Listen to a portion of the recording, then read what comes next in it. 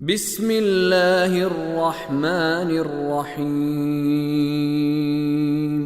إنها عليهم مؤصدة في عمد ممددة، یقیناً وہ ان پر محیط ہوگی لمبے لمبے ستونوں میں۔ آیت نمبر 8 کے الفاظ کے معانی کی طرف توجہ فرمائیں۔ سب سے پہلا حرف ہے انہا، دو حصوں پر مشتمل ہے، انا اور ہا۔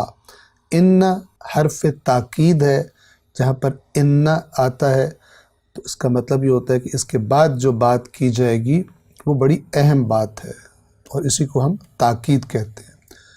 ہا ضمیر ہے جسے پروناؤن کہا جاتا ہے، اور پروناؤن اور ضمیر تب لائی جاتی ہے کلام میں کہ جب پہلے کسی شخص کا یا کسی چیز کا ذکر گزر چکا ہو، اور وہ جو ضمیر یا پروناؤن ہوتا ہے وہ اس کی طرف اشارہ کرتا ہے۔ ہم اردو میں اس کا ترجمہ کرتے ہیں وہ۔ یہاں پر ہا، توجہ فرمائیں، ہا جو ہے، ہا اور الف، یہ مؤنث کے لیے استعمال ہوتی ہے، اور فقط اگر ہا ہو الف نہ ہو، عربی زبان میں جسے ہم ہے کہتے ہیں، عربی میں اس کو ہا کہا جاتا ہے۔ اگر بغیر الف کے ہا ہو تو یہ مذکر کی ضمیر ہوتی ہے، لیکن اردو زبان میں ہم دونوں کے لیے وہ کا یا بعض اوقات جملے کی مناسبت سے یہ کا لفظ بھی استعمال کر لیتے ہیں۔ یہاں پر ہم ترجمہ کریں گے وہ، یقیناً وہ، اور اس وہ سے کیا مراد ہے؟ اس وہ سے مراد نار اللہ، وہی اللہ کی بھڑکائی ہوئی آگ ہے کہ جو دلوں پر چڑھ جائے گی۔ اگلا حرف ہے علیہم، یہ بھی دو حروف پر مشتمل ہے، علا اور ہم۔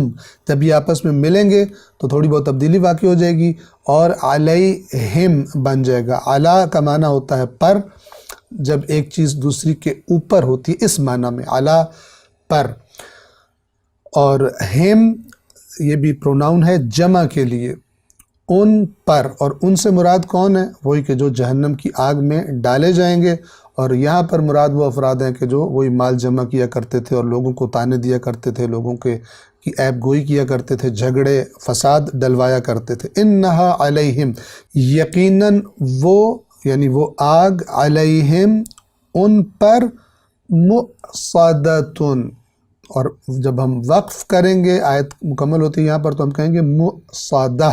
مؤصدۃ کے بنیادی حروف توجہ فرمائیں، واو، صاد اور دال ہیں۔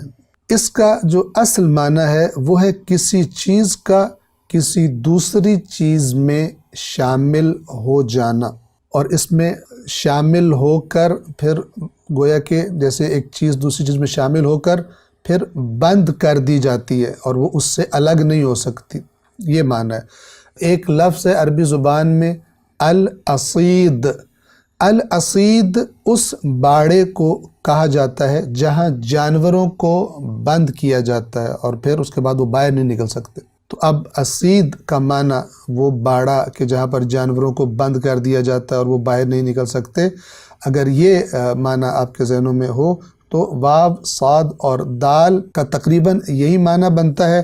اسی سے لفظ مؤصدۃ ہے، وہ کہ جسے بند کر دیا جائے، بند کی ہوئی۔ انہا علیہم مؤصدہ، جس کا ترجمہ ہم نے کیا کہ جو یقیناً وہ ان پر محیط ہوگی، محیط ہوگی یعنی ان پر احاطہ کیے ہوئے ہوگی۔ آگ عام طور پر جب لگتی ہے تو اس کے شعلے ظاہر ہے بھڑک کے باہر بھی جا رہے ہوتے ہیں، لیکن اگر آگ کو آپ توجہ کریں کہ ایک لمبا سا ستون ہو اور اس کے اندر خالی جگہ ہو، اس کے اندر اس مجرم کو قید کیا جائے اس ستون کے اندر، اور اس ستون کے اندر آگ بھڑکا کر اس کو جلایا جائے، وہ آگ باہر بھی نہیں جا سکتی۔ ویسے تو آگ ظاہر بات ہے جب بھڑکتی ہے عام کھلی فضا میں تو اس کے شعلے ادھر ادھر بھی جاتے ہیں، لیکن ایک ستون کے اندر، ایک پیک جگہ کے اندر اس آگ کو بھڑکایا جائے، یہ مؤصدہ کا معنی ہے۔ انہا علیہم مؤصدہ، وہ آگ ان پر محیط ہوگی یعنی